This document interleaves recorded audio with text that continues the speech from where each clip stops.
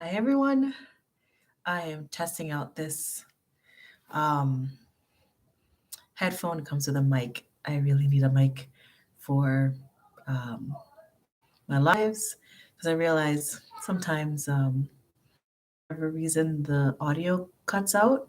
I don't know if it's due to the internet, but if anyone can't hear me, let me know in the chat. Really quick. It's gonna be a very quick one. I even wrote notes, put down little things I think.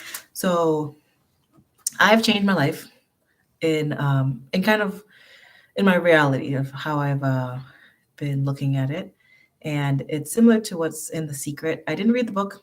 I will get it, but it's on the Netflix movie. So if you have Netflix, go ahead and watch it. What happened was that I was already start. I don't even know how it happened. I'll go into like my whole journey and where it started from one day, but it's suddenly I was like, I figured it out. I have to believe. I have to believe with a capital B, like believe, not just, um, you know, hope something happens or have faith, have faith that something happens. Because I think a lot of people say they have faith, but there's still a lot of doubt and anxiety inside. So I was doing that. I was like, believe with a capital B, and I was saying it everywhere, and I was on this like spiritual high. It was great. It's good times. I miss those times. Um, and I was introduced to The Secret because they're like, oh, that sounds like what The Secret said. Anyway, so The Secret, one of the big things I took away from that Netflix movie that they did about it was the whole like not, you know, one, yes, you're the universe, your brain is always listening to you. So even your inner monologue, it's be very careful and be very positive and very kind to yourself with it. But also, uh, I used to be a very catastrophic thinker. So people that are catastrophic thinkers or negative thinkers say a lot of not, even when they're talking about good things, even when they're hoping for good things. So, for example, let me give you an example real quick. Um, like, I do not want to be late. And that was kind of the example they gave too. Um, you don't want to be late. You don't want to be late. You're telling yourself, I don't want to be late. And then you're late. And it's almost like, you know, people manifested it by focusing on late. But initially I was like, but I said I don't want to be late. Um, and I don't want to fail this test. I don't want to fail this test. Oh my gosh, you're so anxious, so nervous. You have a bad feeling in your stomach. I don't want to fail this test. You can't get that out of your head. And then you fail the test. Um, so what they're saying is to just take the not out of it and speak in the affirmative, is which is what I've started to do. So, and I had to catch myself. I didn't even realize how much I framed my world and my thinking in knots. Like I thought about the bad things and I just put a knot in front of it. Like I hope bad thing not. I hope not bad thing. Um, but the focus is on the bad thing. And the universe doesn't hear your knots, okay? And doesn't hear your don'ts. Um, so instead of saying I don't want to be late, I would say I want to be early. I want to be early. Instead of saying I hope I'm not late, I'll say I hope I'm early. Just find the affirmative of what you are actually trying to say, and it's always possible. There's not one time that I am. Sometimes I have to be clever about it. Like, what am I really trying to say? Um, and I think you should try it in your daily life, just as you're thinking about stuff, as you're speaking about things. Um, Even if you end up saying that, oh, I don't want to be late first, I do not want to be late, then think about it and be like, not only do I not want to be late, I want to be early. That's a good way to like find your what you're trying to say. And then stick on the I want to be early part. Then you're early. Um, and really quickly, this is gonna need a own video, but like it goes to the abundance versus scarcity thinking. If you're thinking about scarcity, right? If everything is scarce, is that how you say it? That's how I say it. If everything is scarce, if there's not a lot to go around, um, then it's worrisome. It brings a lot of stress, and it brings a lot of chaos and anxiety to the reality versus like if you look at things abundantly. So, for example, I have here like, okay, say you're in school and you're like, I don't want to go to the dance alone. I hope I get a date, right? One, that don't does not register. So you saying I don't want to go to the dance alone is like saying I want to go to the dance alone. That don't is not there. It just doesn't.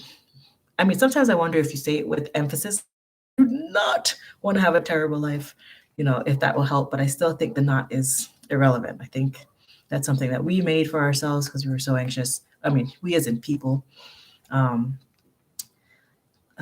for the lack of faith. But and that says I don't want to go to the dance alone. I hope I have get a date. Is operating from scarcity. That's saying like there's not enough people out there to date. There's not enough dates out there for the dance. So it's a possibility that I might not get one. That's a very scarcity kind of mindset. Like, I don't want to go alone. Means like someone's going to have to go alone. I hope it's not me. Someone's going to have to go alone because there's not enough dates out there. Like, that's the framing. That's the narrative that you've set up.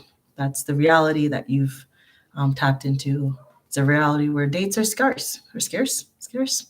And you could be one of the people, versus the abundance is like, instead of saying, I don't want to go to the dance alone, you just say, I want to bring someone awesome to the dance.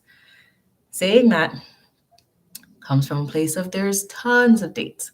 There's tons of people to bring, tons of friends to bring. There's tons of family members if you want to bring a family member. There's tons of people. So it's just like, just say what you want. So much is not what you don't want. And it sounds simple and easy, okay? But I think I've been surprised how much I've used these, and I never thought of myself as I thought I was super optimistic, and I am to some degree, but I was clouding a lot of my realities with doubt and with scarcity. I think so. Just think about those two things, like speaking about things from a place of abundance instead of scarcity, because what we say really does, if you extrapolate it, we don't say everything, right? It's almost like a picture with 1,000 words. Like we say something or we think something, but the unsaid things really matter. Our subconscious knows how to read us real well. So if I'm like, I don't want to be, I don't know if I'm going to find a date to this. Oh, I have a wedding coming up. I don't know if I'm going to find a date. First of all, the don't. It's almost like saying, I'm going to not find a date or something like that. And then two, why should I assume I couldn't find a date for the wedding? There's tons of dates, so that's the abundance part that I was missing. Anywho, I'm going to go for a run because I have not in a while. And just trying to take it chill. I had a kind of rocky, we'll say, week and a half or so since my last live. And, exercise really helps. So heading out. How is everyone doing? Hopefully it's well. Happy Mother's Day to the mothers out there, future mothers, past mothers, mothers in spirit. I think it's a good day to celebrate. And think about these things. Take not out of your vocabulary. Just take it out because your subconscious mind doesn't hear it. The world doesn't hear it. God doesn't hear it. The universe, whatever you believe, the powers that be. I really feel like what you're so afraid of, what you're really focused on, but the knots tend to happen because it doesn't get registered. Okay, I hope this worked better. I'm gonna get a mic so that I don't have to cover my ears. And you guys have a great day. That's all I have to say.